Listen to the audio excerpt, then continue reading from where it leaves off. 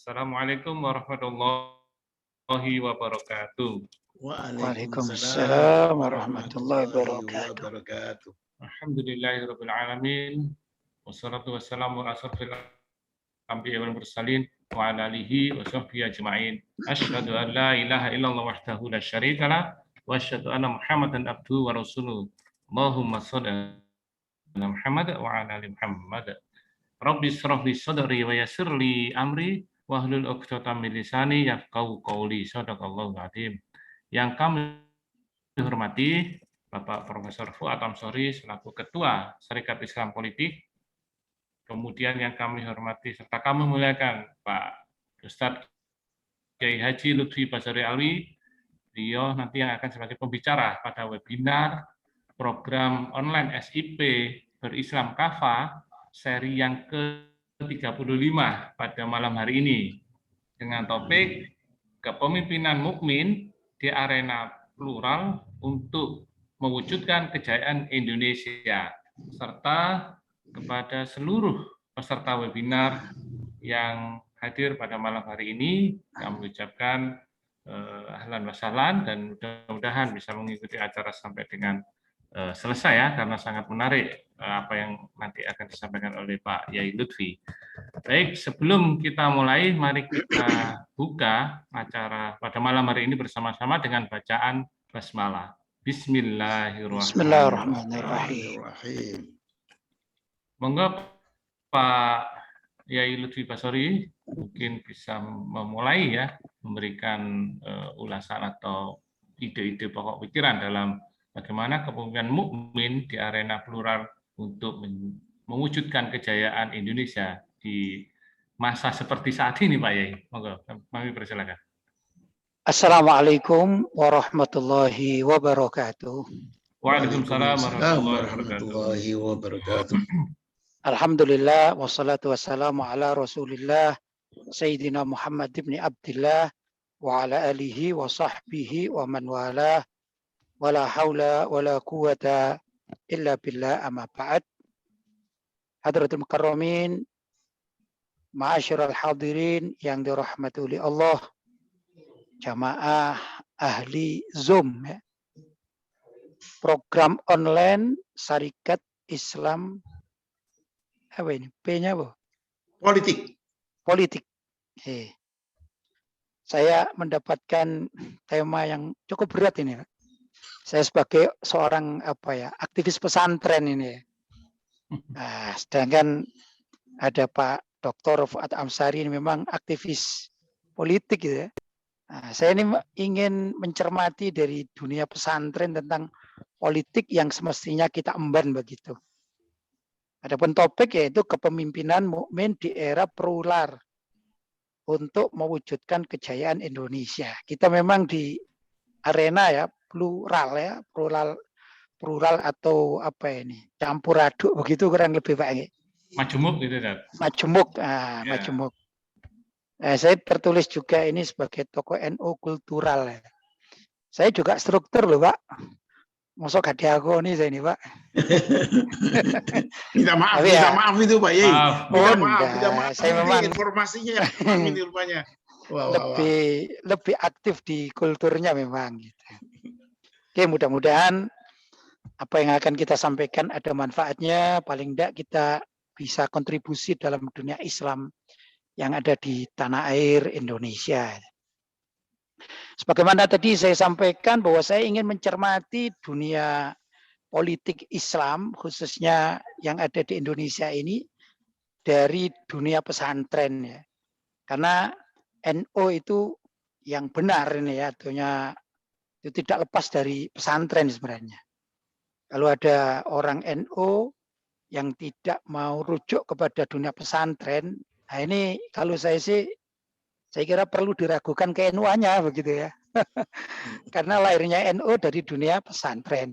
Bukan berarti orang yang tidak di pesantren itu tidak NU gitu, tidak. Tapi kalau organisasi NU pada suatu saat ternyata tidak mau terikat dengan dunia pesantren. Nah ini bagi saya namanya pengkhianatan sejarah gitu ya. Nah kenapa saya awali dari dunia pesantren? Karena begini Pak. kalau kita bicara Islam itu banyak dikaji dalam dunia pesantren, gitu ya. Lah, melihat Indonesia itu kan di di masa sebelum kemerdekaan itu kan Indonesia ini dipimpin juga oleh tokoh-tokoh pesantren, begitu ya. Di antara tokoh pesantren, ya kalau saya bicara KNU-an ya, tapi mohon ini bukan berarti kita menolak yang lain, tidak. Hanya sejarah saja ingin bahwa yang namanya sejarah mengatakan bahwa Wali Songo itu sebagai penyebar Islam di Indonesia, maka mereka juga tidak lepas dari dunia pesantren. Itu maksud saya. Pelajaran yang diajarkan oleh para pengemban atau penyebar Islam di Indonesia pada akhirnya diserap oleh dunia pesantren. Itu. Sedangkan dunia pesantren bagi saya ini ada sejak zaman Nabi. Begitu. Kajian saya. Apa itu? Yaitu pendidikan Ahlus Sufa yang diterapkan oleh Rasulullah Shallallahu Alaihi Wasallam dalam miniatur kecilnya adalah sebuah pesantren. Gitu ya. Jadi orang-orang para sahabat yang menetap di Ahlus Sufa atau beranda Masjid Nabawi itu ibarat kalau zaman sekarang namanya para santri, sedangkan di dalam bab ini Rasulullah adalah pengasuhnya begitu. Ini tentu Rasulullah tidak meninggalkan dakwah di luar Ahlus Sufa, tidak kan? Tetap beliau menyampaikan Islam untuk semua kalangan, tapi ada nilai-nilai sedikit di situ yang lebih fokus gitu ya. Sehingga muncullah seperti Sayyidina Abu Hurairah radhiyallahu taala anhu yang beliau lebih banyak mendapatkan informasi atau sabda-sabda Nabi Muhammad Shallallahu Alaihi Wasallam tatkala beliau menjadi salah satu anggota Ahlus Sufa yang bagi saya itu adalah pesantren yang didirikan oleh Nabi Muhammad Shallallahu Alaihi Wasallam. Di situ sehingga saya pribadi ingin mencermati keislaman secara makro itu dari dunia pesantren. Itu apa yang ingin saya sampaikan. Begini, di zaman Rasulullah Shallallahu Alaihi Wasallam masuk kota Madinah, ringkasnya gitu. Maka disitulah Nabi Muhammad memperkenalkan suatu komunitas yaitu yang plural tadi itu, ya, yaitu masyarakat Madani dalam satu konsep gitu ya. Ternyata di dalam klausul-klausul yang ada pada Piagam Madinah atau Mitsaqul Madinah, ini ada dalam kitab-kitab yang dipelajari pesantren dalam suatu tema gitu ya. Itu adalah klausul yang di situ termasuk melaksanakan syariat Islam. Begitu. Nah, seperti contoh saya bukakan ya satu klausul yang tadi sempat saya tulis itu pada pasal 21. Ini Piagam Madinah ya, kita bicara Piagam Madinah. Ada klausul yang berbunyi barang siapa, ini terjemahannya ya, barang siapa yang membunuh orang beriman dan cukup bukti atas perbuatannya, maka harus dihukum bunuh. Kecuali wali si terbunuh itu rela menerima diat. Nah, segenap orang beriman harus bersatu dalam menghukum si pembunuh tadi. Nah, ini satu klausul yang saya katakan bahwa ini adalah penerapan syariat di kota Madinah. Itu. Jadi Nabi Muhammad SAW sebagai sosok yang memimpin kota Madinah saat tersebut, walaupun di lingkungan Madinah itu ada orang Yahudi, ada orang Majusi, ada bahkan yang lain-lain juga masih ada gitu ya. Suku-suku itu yang belum melaksanakan belum masuk Islam itu sudah ada. Tapi dalam klausul atau Piagam Madinah yang ditulis atau disusun oleh Nabi, ternyata luar biasa. Rasulullah SAW itu menerapkan syariat Islam dalam satu lingkup negara yang maju modern, yaitu negara Madinah. Gitu. Ini kan luar biasa ini, Pak. Maka dunia pesantren menyoroti di Indonesia, walaupun kita katakan bahwa di Indonesia ini plural, segala macam agama ada ya, maksudnya paling tidak 5 atau 6 agama yang diakui di Indonesia itu ya. Kalau dulu kan 5 ditambah Konghucu itu ya di zaman Presiden siapa dulu itu ya, Gus Dur kalau tidak salah, kemudian diakui. Oke lah, kita tidak bicara masalah itu, tapi Indonesia kan terbentuk dari beberapa suku dan agama. Nah, yang menarik sekali, kenapa saya tadi membawa masalah Piagam Madinah. Ternyata di Indonesia ini ada perjuangan ulama di zaman dahulu itu, zaman kemerdekaan, itu tatkala ingin membuat negara Indonesia ini berbentuk apa. Ternyata kan ada muncul namanya Piagam Madinah, Pak. Jadi kalau di Madinah, Piagam Jakarta, maaf ya. Kalau di Madinah ada Piagam Madinah, ternyata para pejuang-pejuang kemerdekaan itu menciptakan satu konsep gitu yang namanya Piagam Jakarta. Kan begitu itu. Nah, menariknya dalam Piagam Jakarta itu sebelum yang istilahnya 7 kata dihapuskan itu kan untuk untuk sila pertama yaitu sila ketuhanan dengan kewajiban menjalankan syariat Islam bagi pemeluk-pemeluknya, kan gitu. Ada 7. Ya. Nah, ini memang pada saat Piagam Madinah yang diciptakan oleh Nabi, ya, itu tidak disebutkan pelaksanaan syariat. Tapi klausul yang tadi saya baca kutipannya, yaitu barang siapa yang membunuh orang yang beriman dan cukup bukti atas perbuatannya, maka harus dihukum bunuh. Maksudnya kisos. Maksudnya adalah kisos. Jadi di zaman Rasulullah SAW itu kisos dilaksanakan. Lah kalau kita di Indonesia dalam konteks yang tadi negara plural itu, kemudian dilaksanakan Piagam Jakarta pada sila pertama, itu ada nuansa bahwa di Indonesia ini perlu diberlakukan syariat Islam. Itu begitu yang diinginkan oleh para pejuang kemerdekaan. Nah, ini yang menarik ya. Lah, masyarakat pesantren, saya katakan pesantren karena tujuan saya dari dunia pesantren. Kalau ditanya, apa kira-kira syariat yang perlu dilaksanakan, kan begitu ya.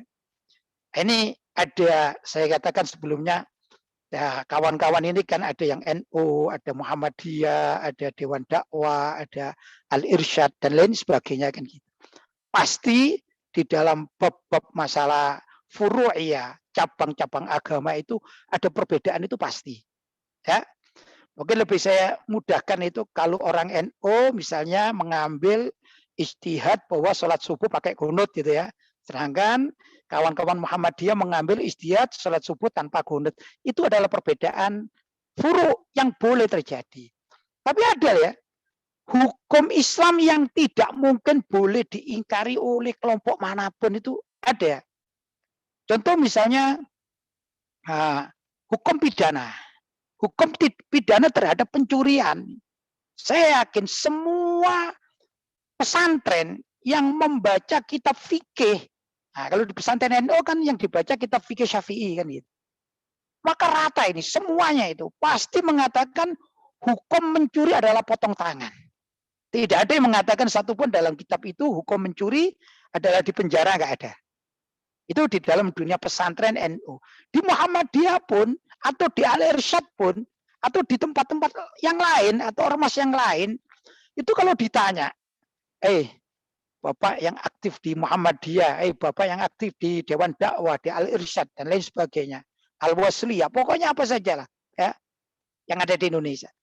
Hukum bagi pencurian itu apakah potong tangan atau dipenjara menurut kaidah Islam? Pasti mengatakan dipotong tangan. Nah, yang ingin saya sampaikan sebenarnya kita bisa bersepakat pada suatu masalah yang ini bisa diterapkan dalam kenegaraan Indonesia. Begitu. Kalau kita ingin melaksanakan atau mengulang lagi, memperjuangkan lagi, tentu dengan konsep yang konstitusional ya. Bagaimana caranya Piagam Jakarta pada sila pertama yang asli itu bisa diterapkan atau diserap ya oleh undang-undang negara kita. Artinya begini, kewajiban bagi saya ini, kewajiban, saya mohon maaf ya, karena tadi ditulis NU kultural, saya jadi harus bicara sedikit ada GNU-nya. Gak apa-apa Pak Eko ya. Tapi itulah pandangan saya gitu ya. Nah, jadi begini, kalau misalnya semua warga NU, khususnya ulama-ulama NU atau kiai-kiai NU, yang kedua semua tokoh-tokoh Muhammadiyah, ya, atau juga cendikiawan-cendikian Muhammadiyah. Demikian juga tokoh-tokoh Al-Irsyad, tokoh-tokoh Dewan Dakwah, tokoh-tokoh Al-Wasliyah, tokoh-tokoh dan lain sebagainya. Bersepakat ini, Pak. Ini seluruh Indonesia ya. Umat Islam kan mayoritas ini. Bersepakat. Bagaimana caranya kita memperjuangkan agar pelajaran yang dipelajari di pondok pesantren atau di musola ya, atau di tempat kajian-kajian milik kawan-kawan lembaga-lembaga lain atau ormas lain ini bisa diadopsi oleh negara. Karena negara ini kan milik kita, milik umat Islam. Kan begitu. Saya kira kan relevan gitu ya. Kalau misalnya, satu saja misalnya. Dalam pesantren itu ada kitab. Sebut kitab itu Fathul Qorib. Yaitu kitab yang cukupan dasar untuk belajar fikih. Semua kiai, semua ustadz, ya, dan gus-gus juga, kalau mengajarkan Fathul Qorib ini kepada santri-santrinya, maka di situ pasti ada pelajaran yang arahnya lebih mudah. Kan ini waktunya kita tidak terlalu lama sekali ya. Kita batasi kepada hukum pidana. Nah, kalau hukum pidana itu kan sepakat semuanya. Nah ini kalau diserap oleh undang-undang dasar di Indonesia, ya, atau juga ya undang-undang kenegaraan maksudnya, itu akan bisa seragam. Semua ormas pun akan menerima asalkan semuanya jujur gitu.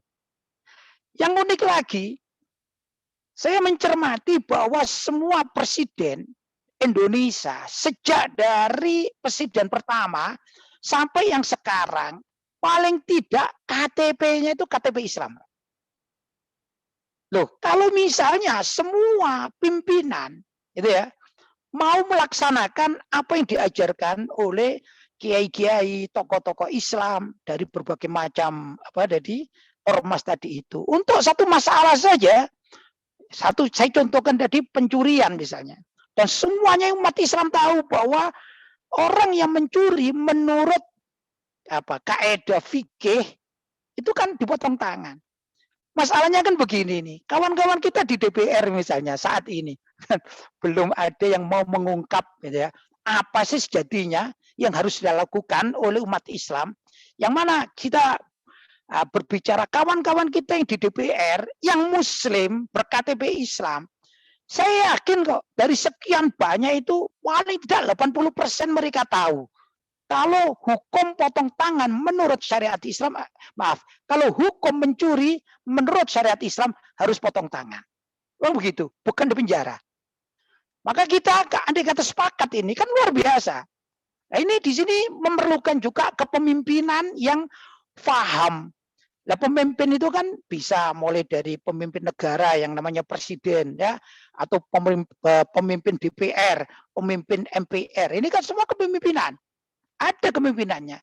Juga kementerian sampai ke bawah, sampai kepada yang bawah kecamatan. Loh, andai kata semua pemimpin-pemimpin yang beragama Islam itu sadar terhadap hukum yang wajib dilaksanakan oleh umat Islam. Ya insya Allah Indonesia ini akan beres, artinya bagus begitu. Tanpa harus merubah bentuk negara. Nah, perlu menurut saya bentuk negara ya sudah NKRI ini.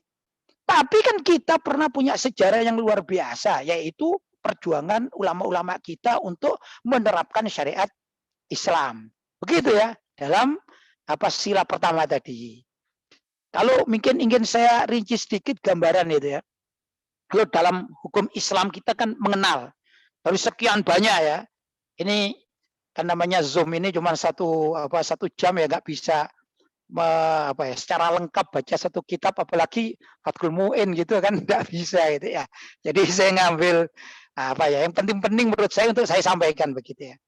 Pertama, di dalam hukum Islam itu ada beberapa hal yang perlu diterapkan oleh kita terapkan, minimal kalau kita batasi dalam dunia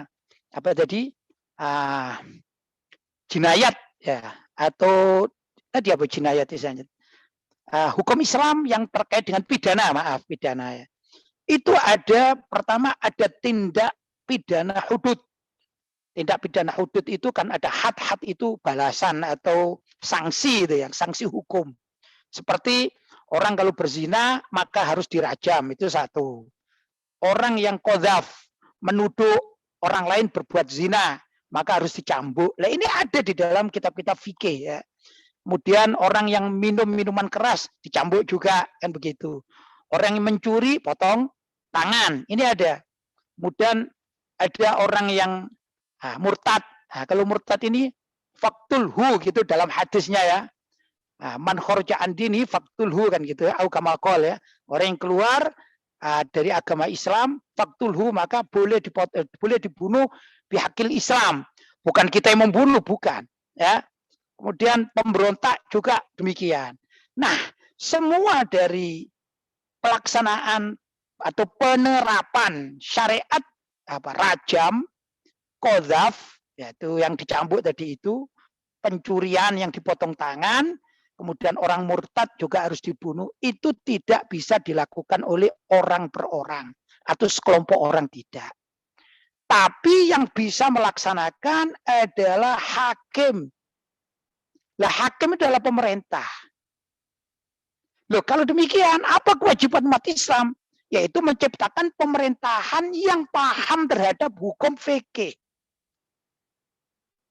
Ini satu gambaran ya. Saya kalau ada ada tulisan saya kasih koma dulu gitu ya, saya koma dulu gitu. Saya akan bicara yang lain sedikit bahwa hukum itu ada dua sebenarnya. Yaitu hukum yang wajib diserapkan secara fardi, orang per orang, seperti orang sholat. Itu kan orang per orang. Kalau saya sholat, saya dapat pahala. Kalau saya tidak sholat, saya dapat dosa. Kan begitu, ini orang per orang. Ya. Atau individual gitu ya. Tapi ada juga yang harus secara jama'i. Kolektor. Kalau tidak dilakukan secara jama'i, tidak sah. Ada yang demikian juga. Contohnya apa? Contohnya sholat Jumat. Sholat Jumat itu kalau saya lakukan sendirian saya tidak sah. Tapi kalau saya lakukan secara jama'i, ya kolektif, yaitu berapa 40 orang, demikian ya dalam satu wilayah 40 orang, maka sholat Jumat itu hukumnya jadi sah. Artinya bapak-bapak dan saudara-saudara yang ikut menyimak bahwa di dalam syariat Islam itu ada beberapa macam ini ya, yang perlu kita kaji, kita uraikan gitu. Nah, sekarang kembali kepada pembahasan pertama. Tadi bahwa pelaksanaan rajam, potong tangan dan lain sebagainya itu namanya pekerjaan kolektif. Jadi semua umat Islam wajib hukumnya untuk menciptakan suatu situasi kenegaraan yang negara itu, pelaku-pelaku negara atau pemangku negara itu bisa melaksanakan atau mampu melaksanakan syariat Islam yang diwajibkan. Kembali kepada masalah sholat Jumat, saya rangkai dengan masalah kenegaraan ini ya. Kalau menurut para ulama, paling tidak dalam mazhab Syafi'i yang saya pelajari, kalau suatu masyarakat atau kota atau wilayah daerah, di situ sudah ada 40 mustautin atau penduduk asli ya, yang dewasa, yang sudah sah melaksanakan sholat, itu maka wajib di wilayah itu mendirikan masjid untuk melaksanakan sholat Jumat. Bila mana di wilayah itu sudah ada tempat, misalnya ya, sudah ada hal-hal yang diperlukan, tapi masyarakatnya tidak mau mendirikan masjid misalnya. Yang masjid itu dipergunakan untuk sholat Jumat. Maka seluruh desa atau seluruh wilayah itu berdosa kepada Allah. Kenapa? Karena membangun masjid untuk pelaksanaan sholat Jumat ini adalah wajib dilakukan secara kolektif. Begitu ya, bukan orang per orang. Baik, itu masalah Jumat ya. Jadi sekali lagi kalau misalnya saya katakan di Malang, saya orang Malang nih ya, di Malang itu tidak ada pelaksanaan sholat Jumat karena seluruh umat Islam di Malang tidak mau mendirikan masjid dan tidak mau mendirikan sholat Jumat. Maka siapapun yang beragama Islam sudah akil balik itu berdosa. Semuanya tanpa terkecuali. Begitu. Karena apa? Di situ tidak ada pelaksanaan sholat Jumat yang hukum sholat Jumat dilakukan secara jama'i. Demikian juga Bapak-bapak yang dirahmati oleh Allah. Kalau suatu negara ini tidak ada seorang pun yang mau melaksanakan hukum seperti potong tangan tadi itu. Tidak ada gerakan apapun. Jangankan gerakan, bicara saja tidak mau. Ya, tidak mau ngangkat tema-tema demikian dalam kenegaraan. Maka seluruh umat Islam di negara itu berdosa kepada Allah Subhanahu wa Ta'ala. Dan yang paling berdosa, ini dalam mazhab Imam Syafi'i, dalam mazhab Syafi'i itu ya, ada buku yang namanya Zubat. Nah, ini dipelajari juga oleh para kiai NU khususnya ya. Saya juga yakin di wilayah-wilayah lain atau ormas lain ada yang mempelajarinya. Namanya Kitab Zubat. Gimana isi Kitab Zubat? Salah satu syairnya ini yang sangat kita miris ya kalau mencermatinya. Dikatakan begini. Walimun bi'ilmihi lam ya'malan mu'adzabun min qabli ubadil wathan. Kalau ada orang alim mengerti kewajibannya melaksanakan pidana hukum tadi itu, hukum jinayat atau hukum pidana. Walimun bi'ilmihi, dengan ilmunya yang dia paham itu lam ya'malan, kok tidak mau mengamalkannya, tidak mau memperjuangkannya, tidak mau melaksanakannya. Padahal dia alim loh. Kalau orang alim pasti Islam di sini ya enggak. Atau mungkin kiai lah begitu, tokoh agama, nggak mau melaksanakan pelaksanaan yang diwajibkan ini. Kata pengarangnya mu'adzabun min qabli ubadil wathan. Besok di akhirat dia ini disiksa terlebih dulu sebelum Allah menyiksa penyembah berhala. Padahal penyembah berhala kan kafir, musyrik. Itu kan pasti masuk neraka, kan gitu. Sedangkan kita mempunyai buku yang kita baca, baik itu di pesantren ya, maupun juga di kalangan akademisi, di sekolah-sekolah, di kampus-kampus Islam ada, semuanya itu ada. Bahkan sekolah-sekolah formal seperti sanawiyah, aliyah, negeri, bahkan mungkin juga karena dulu, mohon maaf ya, saya secara pendidikan formal itu saya dari MI Madrasah Ibtidaiyah Al-Ma'arif ya, dulu di Singosari sini, kemudian langsung melanjutkan ke SMP negeri saya ini. Jadi S2 ya, SD dan SMP saya ini. Nah, saya ingin sampaikan nih, waktu saya belajar di SMP negeri itu ada pelajaran agama. Zaman saya gitu ya. Loh, dalam pelajaran agama itu juga disampaikan di situ buku-buku keagamaan yang pasti kalau dirinci ada kalimat siapa yang mencuri wajib potong tangan. Artinya ma'asyarul muslimin bahwa ilmu ini sudah diserap oleh banyak pihak kalangan umat Islam. Hanya saja siapa yang mau mengamalkannya? Kalau tidak ada yang mau mengamalkannya atau berusaha melakukannya atau memperjuangkannya, nggak ada sama sekali. Maka saat itu atau di masa itu semua penduduk Indonesia berdosa kepada Allah Subhanahu wa Ta'ala. Mau kiai, mau ustadz, ya, mau guru agama, mau cendekiawan muslim, apa saja, kalau tidak mau memperjuangkan salah satu dari bentuk syariat Islam yang saya permudah tadi hukum jinayat ini, maka semuanya akan berdosa kepada Allah Subhanahu wa Ta'ala. Ini tadi beberapa yang ingin sampaikan. Yang pertama, yang kedua, di dalam masalah hukum Islam ini ada namanya tindak pidana kisos atau diat, yaitu ganti duit gitu ya. Jadi tindak pidana kisos yaitu pembunuhan. Yang inilah diadopsi di dalam klausul yang disusun oleh Nabi Muhammad SAW di kota Madinah dengan piagam Madinah atau Mitsaqul Madinah. Yaitu orang yang membunuh wajib dibunuh bihaqil Islam. Bukan asal bunuh-membunuh, bukan. Jadi kalau ada orang membunuh seseorang, maka si pembunuh ini harus diadili di pengadilan. Pengadilan mana? Ya pengadilan agama. Tapi bukan pengadilan agama dalam artian sekarang ada di Indonesia ini. Tidak. Yaitu negara harus menciptakan suatu kondisi yang apabila ada pembunuhan wajib dikisos. Begitu. Nah itu nanti dikisos kan ada tawar-menawar ya. Karena ini hukum tawar-menawar itu kalau misalnya keluarga korban memperkenalkan ya sudah yang membunuh gak usah dibunuh tapi bayar sekian. Nah itu kan ada penentunya. Siapa penentunya? Pihak pemerintah. Maka umat Islam khususnya para ulamanya wajib menciptakan suatu kondisi yang di situ ada hukum atau ada hakim pengadil yang benar-benar bisa melaksanakan kisos. Kalau tidak, maka semuanya berdosa. Andai kata, apa ya? Saya katakan saya sendirilah misalnya contoh. Saya tidak mendukung misalnya, ada apa itu kisos kan zaman dahulu kala. Maka saat saya tidak mendukung itu, saya sudah bermaksiat kepada Allah SWT. Begitu. Kenapa? Karena ini kewajiban beragama. Baik. Itu secara umum ya, saya katakan yang kedua. Yang ketiga adalah pidana takzir. Nah, pidana takzir ini adalah pidana peringatan, yaitu pendidikan. Kalau zaman dahulu kala itu digambarkan orang yang melakukan sesuatu secara pelanggaran norma kemasyarakatan. Gampangannya itu boleh dijewer gitu ya gampangannya ya.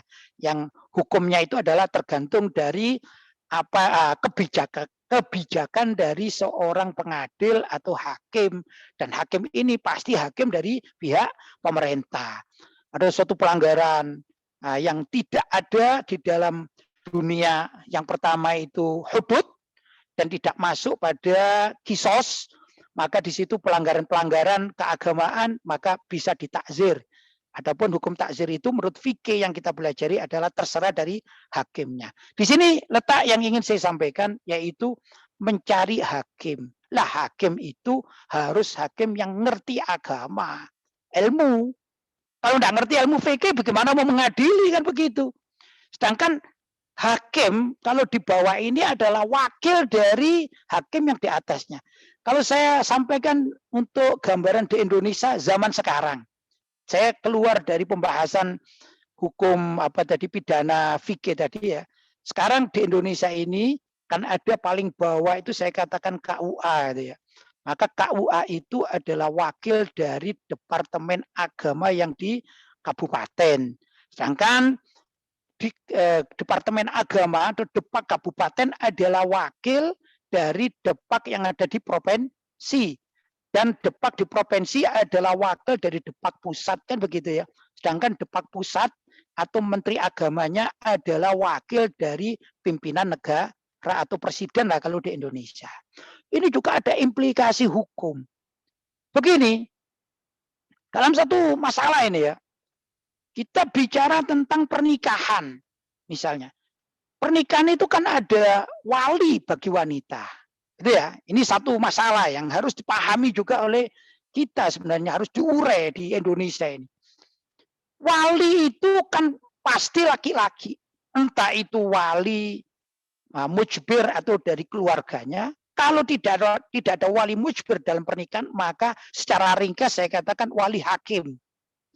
Dan wali hakim ini harus laki-laki. Tidak sah seorang wanita mengakadkan wanita lain kan gitu kan, atau pernikahan tidak sah, harus laki-laki. Maka di sini yang pentingnya kita paham agama itu, ternyata seorang kepala KUA menurut syariat itu harus laki-laki. Itu. Kedua, kalau sudah laki-laki yang kepala KUA atau yang mengakadkan ini, maka sesungguhnya dia ini mewakili dari Departemen Agama yang di kabupaten. Maka kepalanya pun harus laki-laki ini. Kalau perempuan tidak bisa, karena mewakili orang perempuan kan tidak bisa dalam hukum. Demikian juga Menteri Agamanya pun harus laki-laki dalam bab pernikahan ini. Nah yang unik termasuk juga karena Menteri Agama ini pada akhirnya secara runtut mewakili kepala negara. Maka di dalam Islam kepala negara ini harus laki-laki. Ini syarat termasuk. Andai kata kepala negara ini perempuan, maka kalau diruntut pada hukum fikih terkait dengan perwalian nikah tidak sah itu kalau diakadkan oleh KUA. Ini kalau rentetan. Nah, ini juga ada di dalam kitab fikih itu dibahas.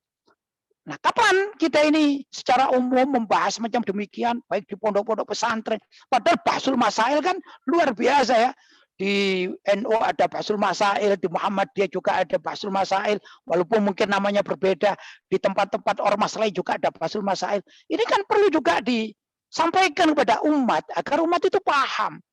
Jadi suatu saat tatkala memilih pemimpin itu juga mewakili keagamaannya, bukan sekedar politik yang sifatnya itu nasionalis gitu, bukan. Tapi setiap pemilihan itu ada implikasi hukum. Begitu. Nah, kalau sudah demikian, ya kita akan tahu bahwa kepentingan kita di dalam kehidupan sehari-hari itu ternyata tidak bisa lepas dari hukum syariat. Karena itu sebenarnya Bapak-bapak dan saudara-saudara, untuk prolog saya akan saya akhiri, mungkin kita bisa diskusi lebih enjoy lagi gitu ya. Nah, sesungguhnya kepentingan kita hidup bukan sekedar kita berpikir besok akhirat dunia itu ya kita enggak apa-apa lah, biasa-biasa, enggak. Tapi ternyata kehidupan dunia sangat berpengaruh dengan kehidupan akhirat, dan kehidupan akhirat itu mempunyai rentetan-rentetan yang tidak sedikit dengan kehidupan dunia kita setiap hari, sampai masalah ya tadi itu kewajiban-kewajiban yang harus kita lakukan. Bapak-bapak dan ibu-ibu, mungkin itu sedikit prolog dari saya ya. Mudah-mudahan kita akan jadikan diskusi yang menarik. Tapi sekali lagi ini ada Pak Dr. Fuad Amsari yang memang ahli politik ya, politik nasional itu ya. Beliau aktif di mana di partai. Lah saya ini kan tidak pernah aktif di partai. Tapi saya hanya bisa mencermati dari dunia pesantren, dari apa-apa yang saya kaji begitu, dan kita saling berkolaborasi untuk memakmurkan Indonesia menjadi negara yang baldatun thayyibatun warabun ghafur kan gitu. Ya, itu yang kita harapkan. Sejak saya masih kecil dulu itu yang namanya lagu MTQ, saya masih kecil itu ya, sudah dengar itu baldatun thayyibatun warabun ghafur.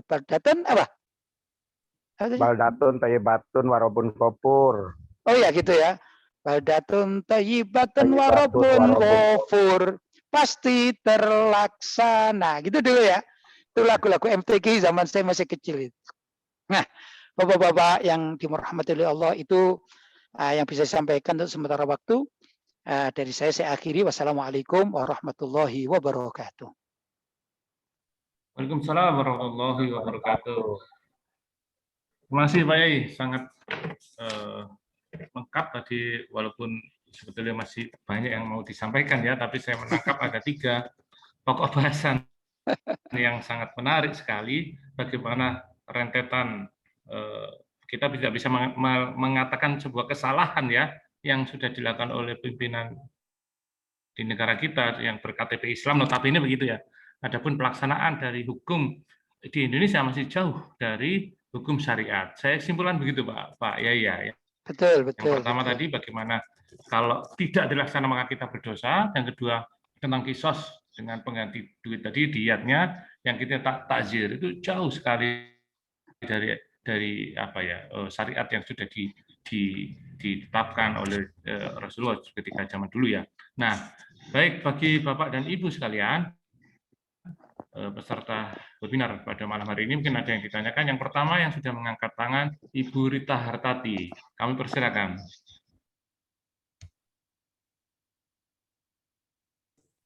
Iya Pak, terima kasih. Assalamualaikum warahmatullahi wabarakatuh. Waalaikumsalam warahmatullahi wabarakatuh. Maaf ya Pak, saya nggak buka kamera ya Pak. Ya, Assalamualaikum Pak Ustadz. Waalaikumsalam warahmatullahi wabarakatuh. Saya Rita Hartati dari Medan. Jadi saya tadi sudah mendengar penjelasan Ustadz. Seyogianya memang seperti itulah hukum syariat yang harus dipatuhi dan diterapkan sebagai mukmin yang tunduk dan patuh. Namun kan tidak semudah membalikan telapak tangan. Contoh nyata saja yang terkait sholat berjarak.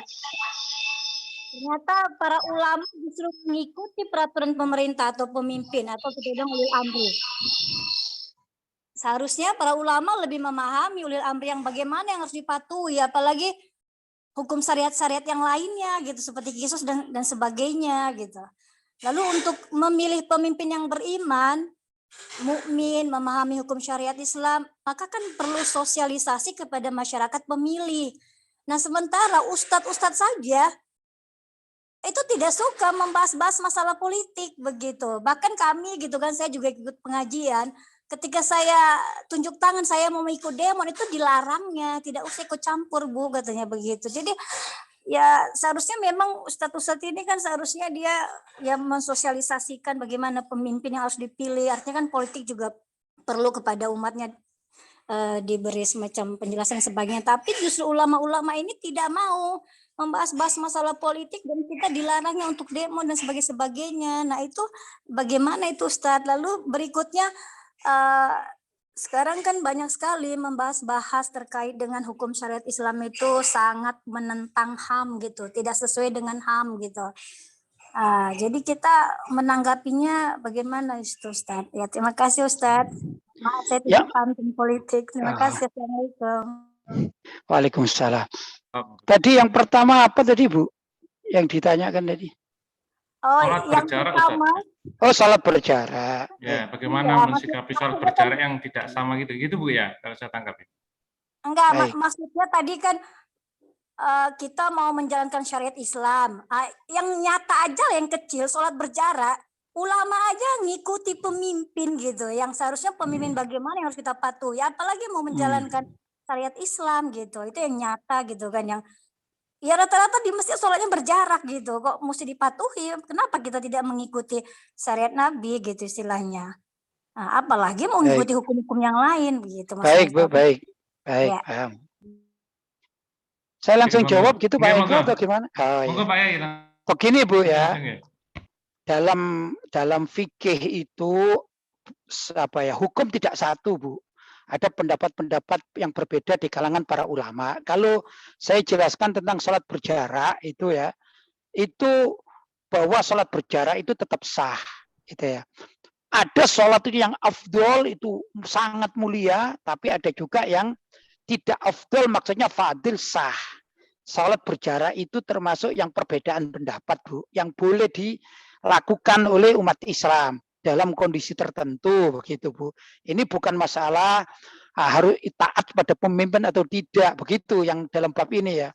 Karena pertama begini, kalau kita kemarin bicara masalah corona itu kan mendunia, bukan di Indonesia kan.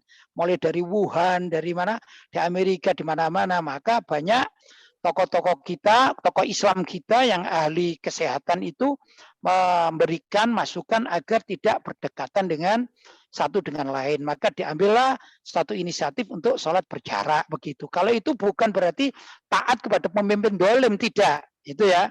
Karena sholat berjarak itu sah menurut kajian beberapa kitab fikih begitu. Itu satu ya.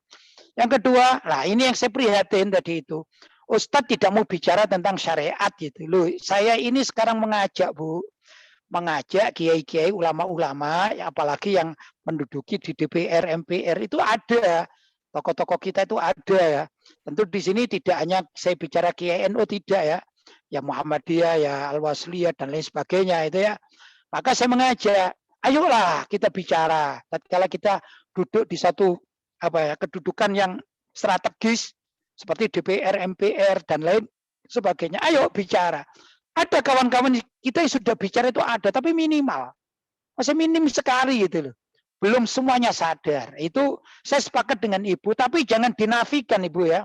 Saya sekarang bicara syariat kan, jangan dinafikan. Saya juga ustadz kan. Ibu panggil saya ustadz, tapi kan bukan semua itu ya.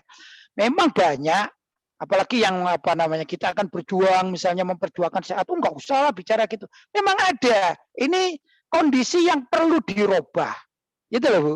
Saya mengajak kepada siapa saja yang mendengarkan ajakan saya ini, makanya Zoom sekarang ini temanya tema yang sangat krusial bagi saya. Itu saya mengajak, dan beberapa tokoh itu ada yang bicara atau punya keinginan seperti saya, tapi belum mayoritas. Begitu Bu. Itu tanggapan saya. Terima kasih. Ada tiga tadi Pak ya. Satu lagi tadi Pak Ustadz. Satu lagi boleh. Iya, jadi tadi Ustadz bilang soal dosa berjamaah itu tadi masalah kita tidak Gitu. Nah, jadi kita yang sudah paham, sudah sadar, terus kita merasa hijrah hati kita, sebenarnya kita patuh tapi kita tidak berdaya, apakah kita juga termasuk berdosa?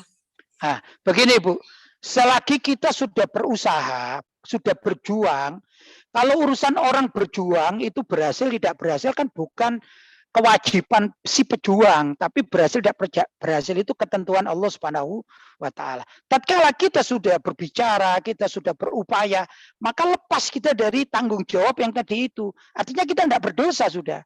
Yang berdosa itu yang tahu, yang dia mampu tapi tidak mau, itu loh Bu. Itu yang berdosa.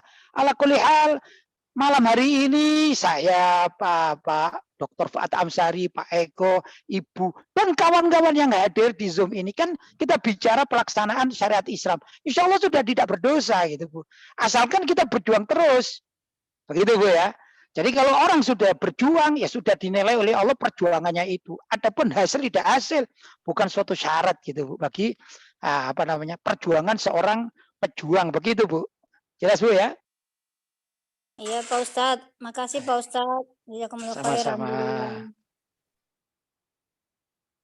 Pak Yai, terima kasih Iya. Bu Rita ya.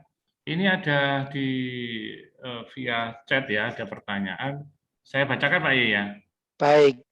Assalamualaikum warahmatullahi wabarakatuh. Apa yang disampaikan Pak Ustadz sangat ideal dan itu yang seharusnya diterapkan.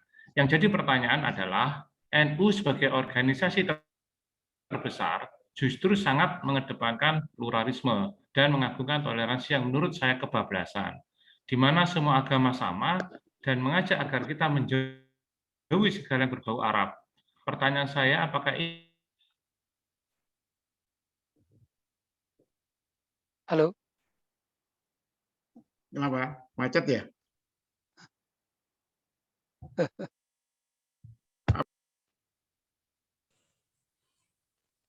Halo. Ya bisa saya teruskan aja bacaannya Pak Ustadz. Baik, lanjut. Iya, tadi yang pertanyaannya, apakah ini kemauan warga NU atau hanya segelintiran elit NU saja? Mohon penjelasannya Pak Ustadz gitu. Baik. Tentang toleransi kebablasan. Ya, baik. Saya ini warga NU. Saya berada di satu desa, kecamatan ya, namanya Kecamatan Singosari, Kabupaten Malang, Provinsi Jawa Timur. Jadi jauh dari Jakarta ya, jauh dari PBNU gitu ya. Ternyata banyak orang seperti saya ini yang khawatir juga. Elit-elit NU itu yang anti syariat gitu ya. Atau saya katakan mereka pro pluralisme itu adalah tokoh-tokoh saja Bu, bukan masyarakat pada umumnya. Sekarang kalau kita bicara NU itu ada dua Bu. Ada NU yang memang senang dengan Islam Nusantaranya, dengan berbagai macam pemikiran-pemikiran Islam Nusantaranya, sampai juga yang dekat-dekat dengan kebersamaan bersama non Muslim, misalnya doa bersama, misalnya ya mengadakan Natalan bersama, Idul Fitri bersama. Itu adalah satu kelompok yang sebenarnya sih bukan ajaran NU, tapi ajaran orang-orang liberal yang orang-orang tokoh-tokoh liberal ini menyusup ke tubuh NU, sedangkan tokoh-tokoh NU yang ada di pusat itu sebagian ngikut, sebagian nggak sadar, sebagian memang nggak begitu nggak ngeh kata orang Jawa itu ya, nggak begitu peduli gitu. Adapun masyarakat tidak demikian. Dan tokoh-tokoh NU di daerah-daerah itu banyak yang seirama dengan saya ini banyak. Yaitu ingin lurus seperti Mbah Hasyim Asy'ari. Jadi betul-betul NU yang tidak ada pluralismenya, tidak ada sekularismenya, begitu ya, murni. Ya apa seperti saya katakan gini, karena apa mereka mengkaji seperti tadi itu buku-buku di pesantren dipelajari itu seperti yang saya sampaikan. Itu ada dan banyak. Hanya saja begini, ada tokoh-tokoh NU yang tidak diberi kesempatan itu satu untuk bicara maksudnya, atau tidak bisa menyampaikan aspirasinya. Nah ini yang jadi masalah. Ada orang yang tokoh-tokoh NU yang seperti saya, bismillah kita bicara aja, bicara di masyarakat sesuai dengan hukum yang semestinya. Begitu. Jadi memang terpecah. Tapi zaman sekarang itu bukan sekedar di NU saja yang terpecah ya. Di beberapa ormas pun demikian. Ada ormas yang masih lurus sesuai dengan ADART-nya. Tapi ada juga tokoh-tokoh ormas itu yang melenceng dari ADART-nya. Sebenarnya kalau kita bicara ADART keormasan, yakin saya semua ormas itu ADART-nya bagus. Hanya pelaksana hariannya ini apakah benar-benar sesuai dengan ADART, kalau dalam NU namanya konun asasi istilahnya ya. Kalau saya mempelajari konun asasinya NU, jadi saya tahu persis. Oh begini gitu. Dan yang ingin saya sampaikan ya, kalau tadi bicara NU ya, Mbah Hasyim Asy'ari sebagai pendiri NU utama itu, beliau adalah alumni Mekah. Begitu, alumni Timur Tengah. Saya pun alumni Mekah. Alhamdulillah, satu pemikiran. Yang jadi masalah itu kan kadang-kadang ada orang NU ke anti Arab. Ini berarti anti guru-gurunya Mbah Hasyim Asy'ari. Pasti kualat ini. Begitu, yang jelas begitu. Nah, kalau kita bicara kembali lagi pada sistem kenegaraan kita berharap ormas sebesar NU itu kembali kepada apa ya?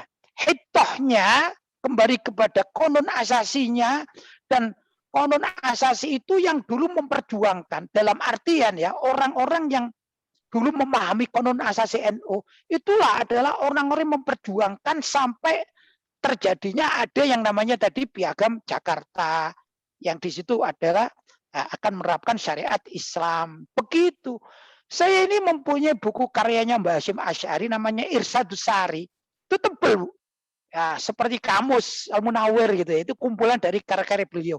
Semuanya adalah pro pada penerapan syariat Islam. Semua adalah berbahasa Arab ini. Loh, kalau kemudian ada orang NU gitu ya, anti Arab, kan berarti ada orang NU atau tokoh NU anti karyanya Mbah Hasyim Asy'ari yang berbahasa Arab. Kan lucu ini. Itulah yang terjadi. Tapi perlu diketahui tidak semua, dan NU tidak begitu ya.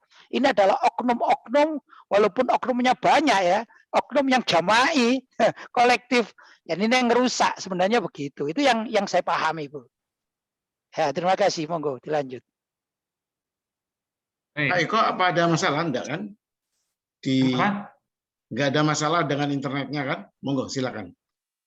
Ya, enggak ada. Tadi sempat ada lag sebentar ya ketika saya membacakan chat tadi ya. Ya. Baik, mungkin ada pertanyaan dari peserta Bapak dan Ibu yang lain. Monggo. Assalamualaikum warahmatullahi wabarakatuh. Waalaikumsalam warahmatullahi wabarakatuh. Salam takzim untuk Pak Kiai dan Profesor Fuad Amsari. Barangkali ini saya Agus dari Cirebon. Mungkin dengan fenomena politik yang tengah terjadi pada saat ini, kita sudah masuk pada sesi zaman akhir dan sangat sulit untuk kita siasati. Artinya ada satu upaya, barangkali saya hanya ingin bertanya, bagaimana dengan kondisi yang sekarang terjadi dalam konteks perpolitikan secara nasional, untuk kita bisa menerapkan sami'na wa a'ta'na yang berbasis kepada para ulama warasatul anbiya, agar kita tidak terjebak dalam konteks suratul Fatihah, yaitu dalam keadaan tersesat dan dimurkai oleh Allah Subhanahu wa taala. Karena garis kepemimpinan ini kita sudah sangat sulit, apalagi tadi kita katakan ada dua unsur yang memang mereka punya siasat masing-masing dalam posisi dan kepentingan masing-masing. Artinya bagaimana supaya pengejawantahan kami merealisasikan surah Ar-Ra'd ayat 11 dan At-Tahrim ayat 6 ini supaya tidak tergelincir kepada kesesatan dan dimurkai oleh Allah Subhanahu wa taala. Barangkali itu saja. Terima kasih. Assalamualaikum warahmatullahi wabarakatuh. Waalaikumsalam. Waalaikumsalam warahmatullahi wabarakatuh. Monggo Pak Yai, pertanyaan Saya? dari Pak Agus Hidayat. Oh, saya kira Pak Pak Fuad yang jawab ini. Oh Bukan iya. ya? Baiklah, Kolaborasi Pak ya nanti. supaya ada ya, supaya Pak Ada Yai ya. menjawab terakhir itu. Oh baik. Iya, Pak Yai. Soalnya ini terakhir politik itu. nasional ini Nah, Pak. itu. Kalian panjenengan. Siap. Aduh. Siap. Mari, Itu, mari. saya Pokok panjenengan cenderung- dulu. Iya, Oke. iya. Saya pikir Pak Yai yang terakhir. Gongnya dulu Baik. Pak, ya biar. Jadi saya ikut dan Siap. Monggo. Monggo, Pak memberikan apa ya masukan gitu. Jadi saya bilang begini. Tadi kan temanya kepemimpinan yang kualifikasinya mukmin. Kalau kepemimpinan itu ditangani orang yang bukan mukmin, ya bisa rusak lah. Saya kira itu Pak Yai ngomongnya seperti itu. Jadi bagaimana? Jadi ujungnya itu adalah bahwa kepemimpinan nasional itu harus dipegang oleh orang yang kualifikasinya mukmin. Karena yang membuat kebijakan itu dia. Kebijakan nasional itu yang membuat adalah pemimpin nasional yang number one, bukan yang number two ya. Bukan yang number three, Pak Yai. Yang number two itu kan ban serep katanya gitu. Kalau yang number one-nya belum ada masalah, ngapain itu number two melok-melok gitu kan ceritanya. Jadi kata kunci itu adalah kepemimpinan yang number one.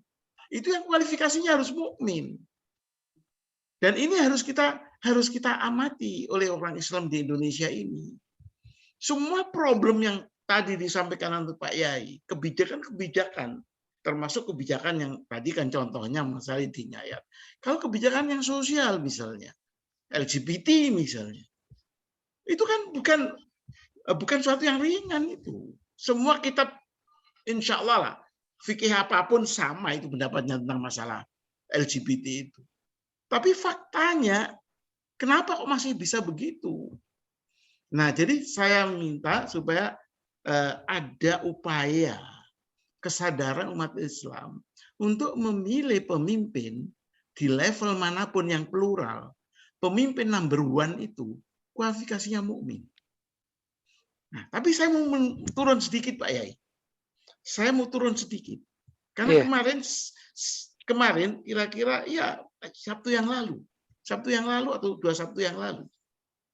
Ternyata sistem politik nasional untuk memilih kepemimpinan yang formal mau tidak mau harus melalui partai politik. Itu yang sudah diktemnya. Bahkan disampaikan usul fikihnya bahwa kalau suatu yang wajib itu hanya bisa dilakukan oleh suatu proses yang juga menentukan, maka prosesnya itu juga wajib. Kaidah usul fikihnya itu disampaikan dalam pengajian kemarin 2 Sabtu atau Sabtu yang lalu. Sehingga akhirnya ngomongnya begini, kita harus mulai dengan memilih partai politik yang pro syariat. Jangan biarkan orang Islam itu memilih partai politik yang anti syariat. Jadi kuncinya turun levelnya. Bukan lagi pada orang yang dimaksudkan number one, tetapi adalah partai politik yang mengusung seorang sebagai kepemimpinan.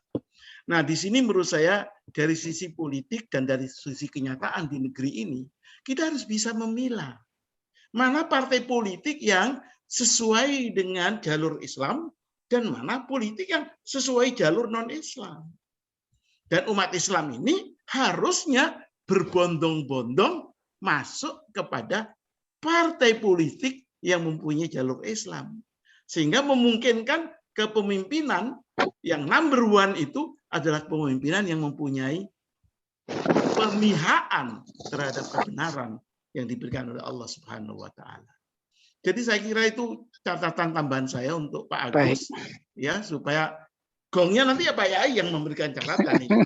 Karena ini masalah proses, saya hanya menyampaikan. Monggo silakan Pak Yai. Monggo sudah Pak Eko diteruskan ini. Ada yang lain yang mau ngomong ini. Saya tambahi pertanyaan kan strategi gimana cara kita berjuang kan gitu ya. Kita sekarang berada di Indonesia kan itu memang real ya, kita di Indonesia. Kita bukan di Amerika, kita bukan di Jepang, kita bukan di Arab, tapi kita ini sedang di Indonesia kan gitu. Kalau menurut saya begini, upaya Zoom ini juga termasuk salah satu upaya bagaimana kawan-kawan kita atau para pendengar, pemirsa juga memahami tentang satu konsep negara Islam yang semestinya yang harus kita miliki, karena kita di Indonesia mayoritas umat Islam, dan ini Indonesia adalah negeri milik kita, milik umat Islam. Bukan berarti yang non Muslim itu harus kita usirkan, tidak gitu. Tapi namanya juga kita Muslim mayoritas. Lah kalau memang sistem demokrasi yang dilaksanakan di Indonesia itu jujur, pasti umat Islam menang, kan gitu kan. Masalahnya kadang-kadang di antara umat Islam sendiri itu saling berebut kan gitu kan. Ini yang nggak elok. Yang kedua, ada sistem yang tidak pro terhadap kepentingan umat Islam. Ini yang saya katakan sistem tidak jujur. Gitu. Kan gini, 80, anggap aja 80%. Kan sisanya berarti 20%. Kan gitu ya. Yang namanya 80% itu harus memimpin dalam segala bidang.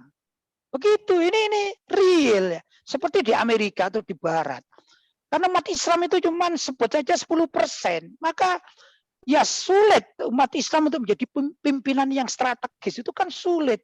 Dan itu lumrah. Karena negara Barat atau negara Eropa, itu kan mayoritasnya non-Muslim. Sehingga pemimpin-pemimpin mereka juga diambil dari kalangan non-Muslim. Lumrah.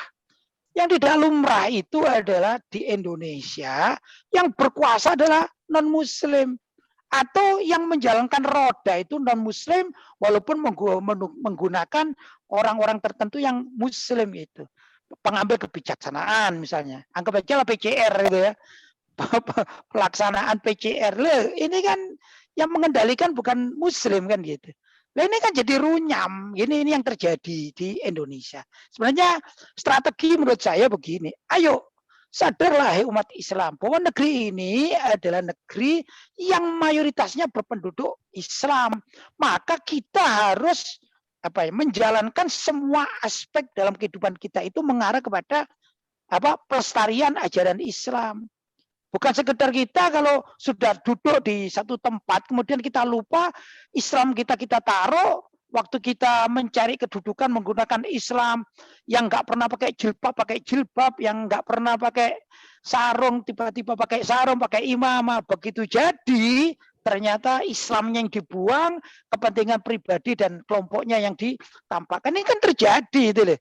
Di Indonesia sangat terjadi. Ada seorang yang tiba-tiba nggak pernah dalam kehidupannya itu sholat aja nggak pernah.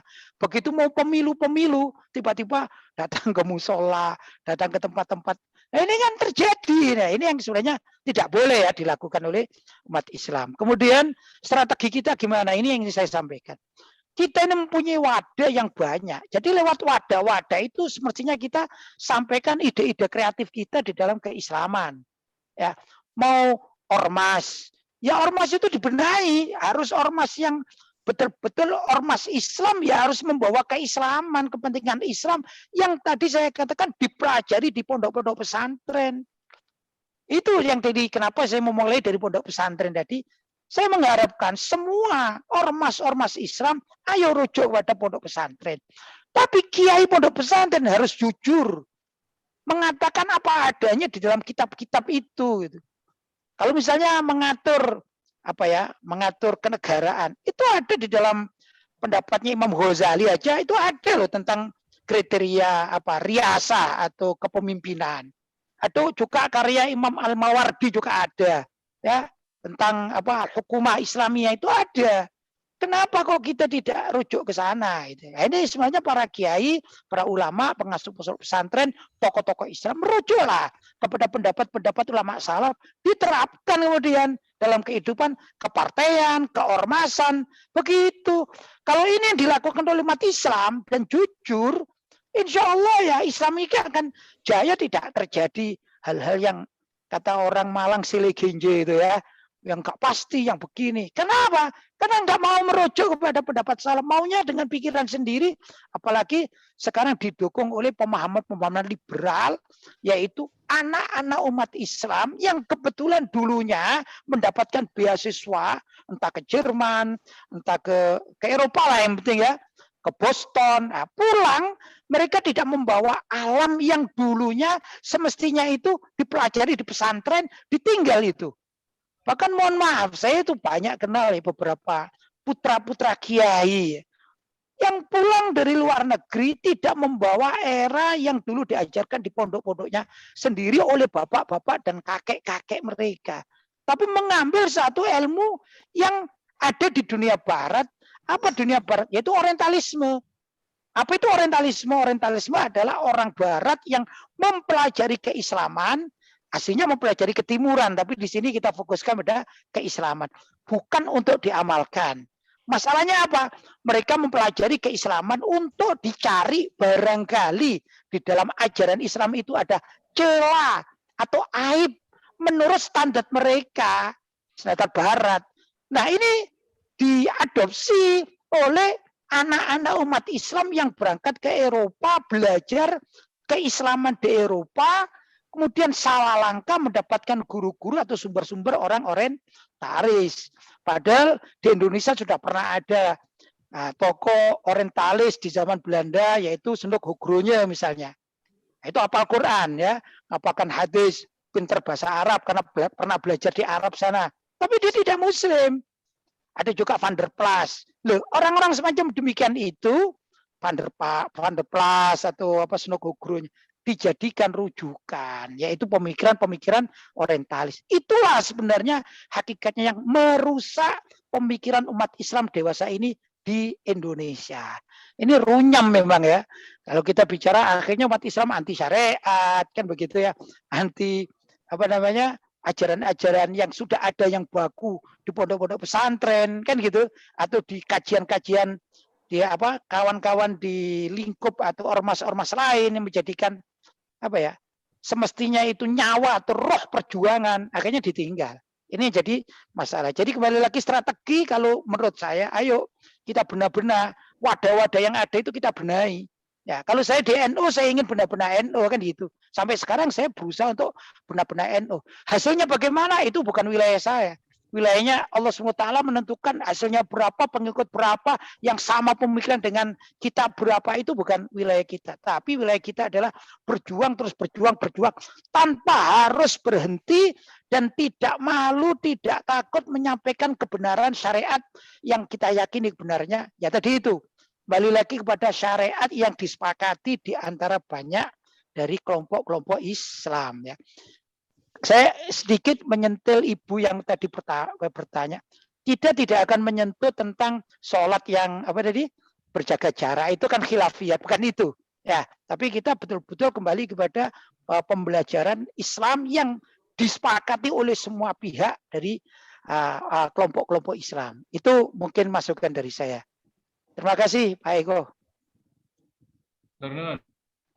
Ya, menarik. Monggo Pak Sugimin. Enggak apa-apa Pak Yai, jam 9 lebih nih ya. Oh, enggak apa-apa. Kosong kok, saya kosong. Ya, ya, sangat menarik. Saya terserah panjenengan yang ngatur aja, terserah monggo. Ya. Enggak apa-apa. Assalamualaikum warahmatullahi wabarakatuh.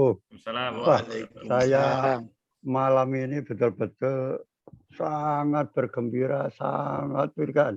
Karena apa? Soal yang NU bicara tentang politik. Sampai sekarang ini andai kata semua masjid itu juga bicara tentang politik, ya orang Islam mesti menang. Karena apa? Yang alergi terhadap politik ya Senduk Hogronya sama Van der Plas itu sejak zaman Belanda itu sudah selalu katakan jangan ada politik itu kotor macam-macam begitu. Ya akhirnya semua itu dilarang bicara politik sehingga lah kalau tentang pemerintahan kan harus lewat jalan politik ya. Jadi saya yakin kalau semua masjid bicara tentang politik tentang itu tidak alergi terhadap itu menang. Kebangkitan Islam saya kira dari situ menurut saya politik. Kalau politik itu kan kekuasaan. Kalau kita bicara kita sholat aja kita yuk bagus memang itu berikan. Tapi kan kalau selamanya itu negara dipegang oleh orang-orang yang tidak tahu tentang syariat Islam, ya tidak bisa Pak. Ya itulah. Nah, terima kasih. Assalamualaikum warahmatullahi wabarakatuh. Saya bergembira. Pertanyaan apa Pak Kimin? Ya, Ikut pertanyaannya bergembira. bagaimana Pak Kiai itu adalah mengkampanyekan supaya tidak alergi politik bagi masjid-masjid. Sudah orang Islam siap. jangan Oke. bicara, jangan alergi terhadap politik. Jadi kalau ada pengindahan ya bicara politik, bahwa di dalam politik kita bertengkar ya tidak apa-apa, wong namanya ya makan salah apa ya istilahnya, beda pendapat itu adalah kemajuan. Kalau saya ngajarkan pada mahasiswa saya, beda pendapat itu bagus sekali. Malah saya waktu di ngajarkan, ayo kamu siapa yang pro pemerintah, saya yang anti, ayo diskusi, gitu. Saya baru diskusi ya baru gitu.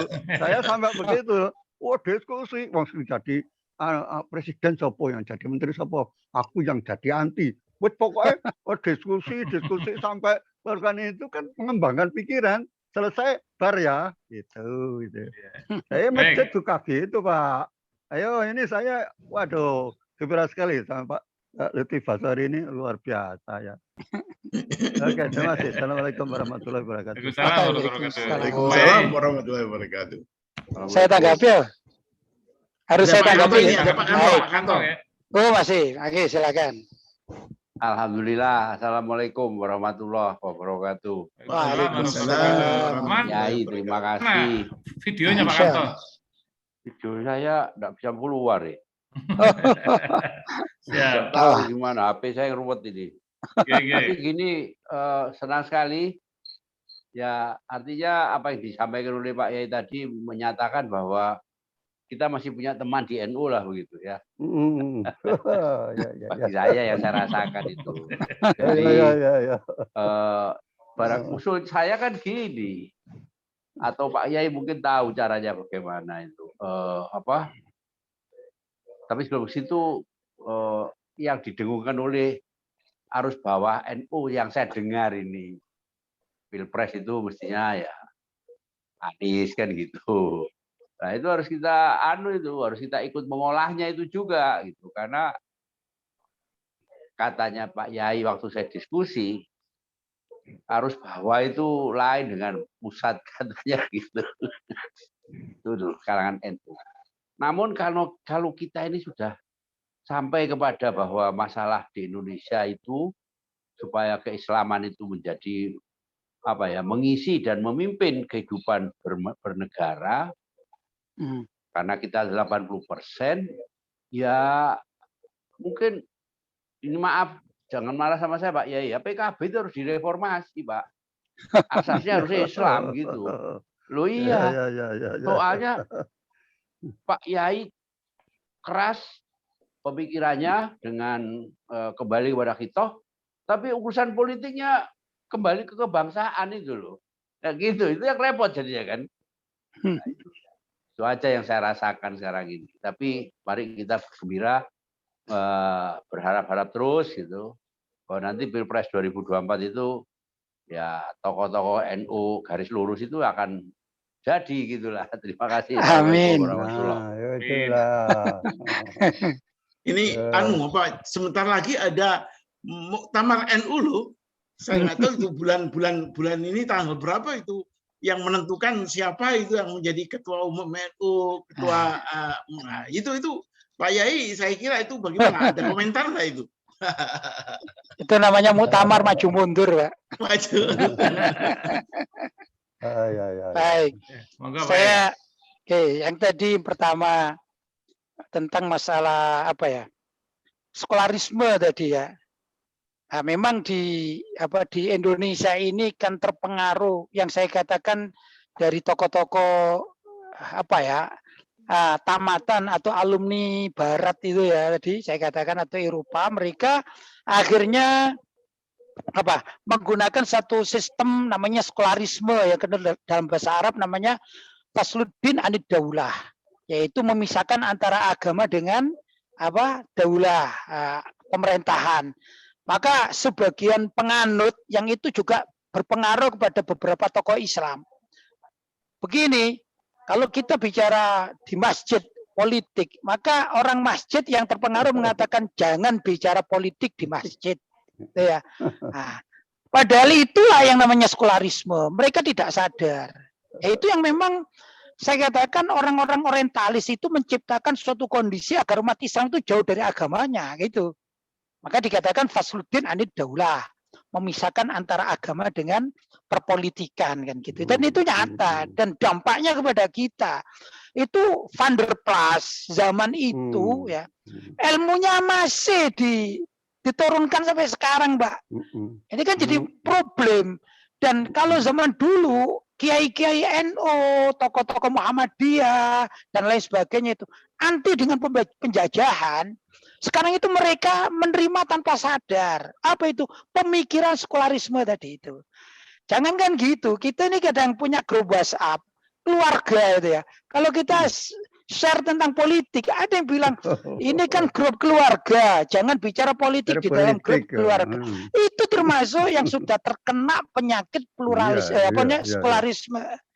Itu mestinya kita tidak begitu. Kita ini ya namanya hidup, mau berkeluarga, mau berdagang, mau segala macam, kan mestinya didasari keagamaan. Itu yang benar kan gitu, ajaran yang tepat. Kemudian apa yang harus kita lakukan itu? Kan kita ini tadi dikatakan juga ada beberapa ormas-ormas ya yang bersatu dengan kita, tapi ada beberapa yang tidak sepakat kan gitu, Pak ya. Mungkin gini aja lah. NU sama Muhammadiyah saya ambil sebagai contoh paling dekat gitu ya. Kalau saya gitu, kalau saya pemilih NU misalnya, misalnya anggap saja Pak Fuad ini, anggap saja Pak Fuad pemilik Muhammadiyah, misalnya lo ya, mohon misalnya itu. Saya bilang sama Pak Fuad itu musuh ya, kalau punya rumah musuh itu, ayo direbut Pak.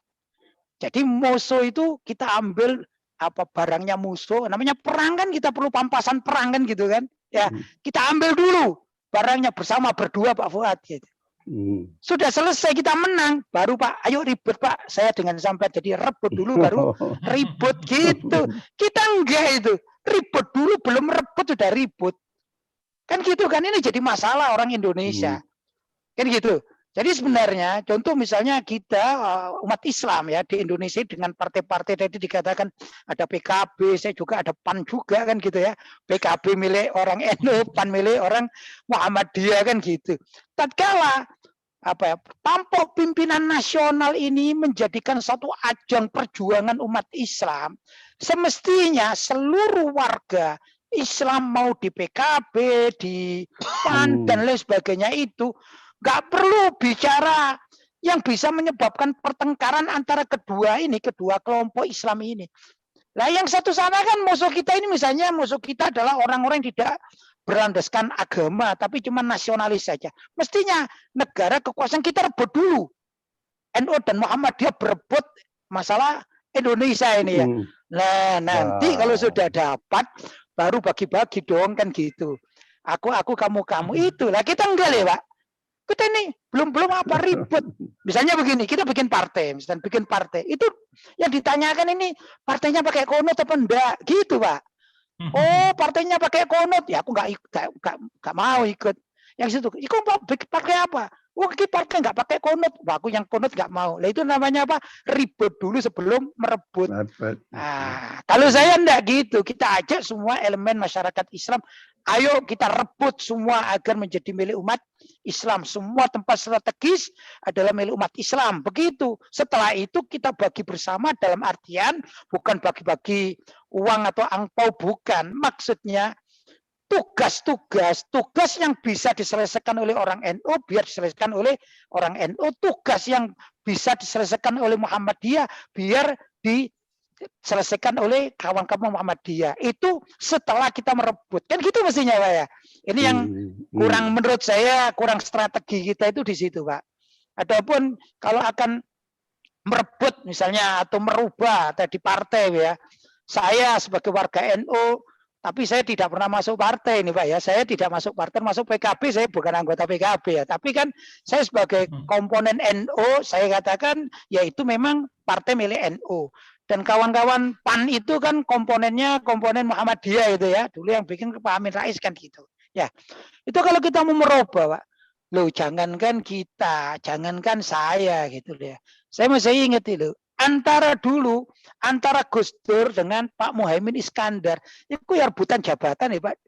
Karena ada dua kubu dulu itu. Ini masalah kan gitu, nyata ya. Nah, sekarang saya juga harus jujur ini. Saya ini senang dengan apa ya, pergerakan kawan-kawan seperti PKS. Saya senang gitu. Tapi kemudian sedih karena sekarang ada PKS, ada Gelora. Lah kan susah ini, Pak. Nah, ini namanya ribut dulu sebelum merebut. Nah, padahal Indonesia ini perlu direbut dulu, Pak. Tapi keburu ribut, setelah ribut bikin apa namanya partai sendiri-sendiri. Runyam kan gitu. Ini menyebabkan karena apa ya? Kurang mungkin umat Islam, saya katakan, saya tidak mengatakan person-person, umat Islam kurang dewasa, umat Islam Indonesia kurang dewasa di dalam bab masalah perebutan yang semestinya ini umat Islam harus menguasai seluruh wilayah, dan dalam artian kenegaraan ini secara keagamaan seperti Nabi Muhammad tatkala masuk kota Madinah itu kan beliau menguasai wilayah Madinah. Setelah menguasai wilayah Madinah kemudian dibuatlah namanya Piagam Madinah, klausul-klausul atau pasal-pasal, kan begitu, Pak. Tanpa itu ya sulit kan gitu. Nah, kalau umat Islam sendiri ini nggak bisa bersatu ya sulit kan gitu. Nah, kemudian tadi terima kasih doa dari Pak Sahabat Dedi yang terakhir itu tentang arus bawah NU ini ya. Alhamdulillah. Jadi begini, kalau saya ditanya tentang NU garis lurus itu ya gini. Sebenarnya NU garis lurus itu bukan suatu ormas, bukan, tapi kesadaran sebagian tokoh-tokoh NU untuk mengembalikan jati diri NU yang terkoyak oleh oknum-oknum yang tidak bertanggung jawab. Karena oknum-oknum itu di dalam melakukan roda keormasan sudah keluar jalur dari kaedah-kaedah ADART atau konun asasi kan gitu. Bahkan juga kaedah syariat diterjang. Kan begitu. Contoh misalnya, kita sudah yakin betul bahwa Nabi Muhammad SAW bersabda ar-rosi wal murtashi finnar. Yang menyuap, yang menyogok dan yang disogok akan diancam neraka, gitu ya. Tapi gimana lagi tatkala muktamar dulu di Jombang, muktamar di Makassar gitu, yang saya cukup dekat dengan almarhum Gus Solah, begitu. Saya punya cerita yang unik. Nah, ini bisa bapak-bapak atau ibu-ibu klik di Google itu ya, tulisi begini ya, kasih nama Lutfi Basori dan Gus Solah gitu ya, kemudian ada kenang-kenangan gitu kalau tidak salah. Itu saya membahas dengan Gus Solah itu. Nah, itu tentang apa? Jadi tatkala Gus Solah itu mencalonkan waktu itu di muktamar Makassar itu, mau mencalonkan diri sebagai ketua PBNU zaman itu. Kemudian beliau ngajak saya diskusi dan kawan-kawan. Ringkas cerita, saya itu memberi sangu, tentu sangu keilmuan sesuai dengan bidang saya gitu, tentang masalah hukum ini begini dan segala macam itu ya, segala macam lah. Ringkas cerita, mungkin gambaran saya kasih kertas gini ya, mungkin ya. Beliau berangkat dengan membawa kertas dengan begitu yakin bahwa ini semua adalah ajaran Mbah Hasyim Asy'ari untuk benar-benar NU gitu ya. Ringkasnya begitu. Dibawalah oleh beliau almarhum ke mana? Ke muktamar Makassar. Makassar. Nah, begitu di muktamar Makassar, saya tidak ikut. Saya di sini sama kawan-kawan, sebagian kawan-kawan ikut. Saya ditelepon sama Gus Solah, dan ini ada buktinya di YouTube itu ada ini. Dan saya bicara dan Gus Solah ini atau almarhum ketawa, saya cerita mengulang kayak gini cerita. Begitu ini surat dari saya, kemudian saya ditelepon. Intinya begini, sangu sampean kalah sama dolar katanya. Jadi tulisan saya ini, tulisan yang dari kita ini kalah sama dolar, ndak laku katanya. Itu di muktamar Makassar, Pak. Dan YouTube-nya itu ada. Saya bicara, beliau ketawa. Gimana masih ingat? Sama cerita. Lah, itu kan gitu. Padahal ar-rosi wal murtasyifin. Nah, kita yakin di situ. Yang nyogok dan yang disogok itu diancam neraka. Begitu ini yang terjadi. Nah, saya sedih sekali. Saya tentu tidak menginginkan, dan beberapa waktu yang lalu juga almarhum Gus Solah sendiri menginginkan tidak ada money politik di dalam muktamar kan gitu kan. Saya juga begitu banyak di Google saya juga menyampaikan sedih dan prihatin kalau ada muktamar dengan main duit itu kan sedih ya. Gimana kita akan melaksanakan syariat Islam kalau kitanya sendiri masih merusak Islam dengan sogok menyogok, beli suara. Terus apa yang akan kita dapatkan?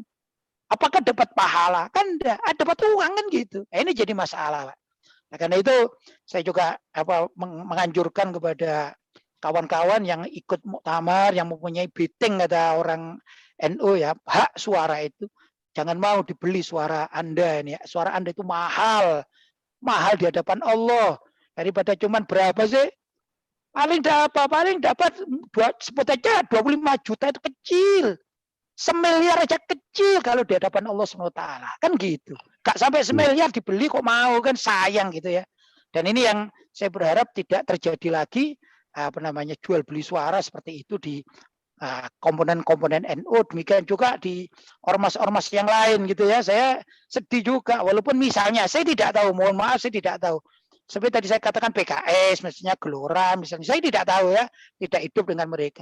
Kalau suatu saat saya dengar, oh iya ternyata ada anggota ini menerima uang, aduh, saya ikut sedih gitu ya. Di kawan-kawan Muhammadiyah pun demikian, Dewan Dakwah. Pokoknya kalau urusan Ar-Rosyi wal Murtasy finnar, sedih saya, prihatin gitu loh. Ini terjadi di kalangan umat Islam. Ya, itu mungkin yang bisa saya sampaikan. Monggo dilanjut. Untuk muktamar, jadi muktamar ini bingung nih Pak, muktamar maju mundur kan gitu. Yang satu minta maju, yang satu minta mundur. Jadi kan sulit ini. Lainnya aja enggak kompak kan, gimana mau menghasilkan pemimpin yang bagus untuk untuk memimpin umat Islam, paling tidak memimpin warga NU. Kalau di elit politik elit NU aja terjadi dua pendapat yang mencuat di masyarakat, ini kan sedih kita Pak.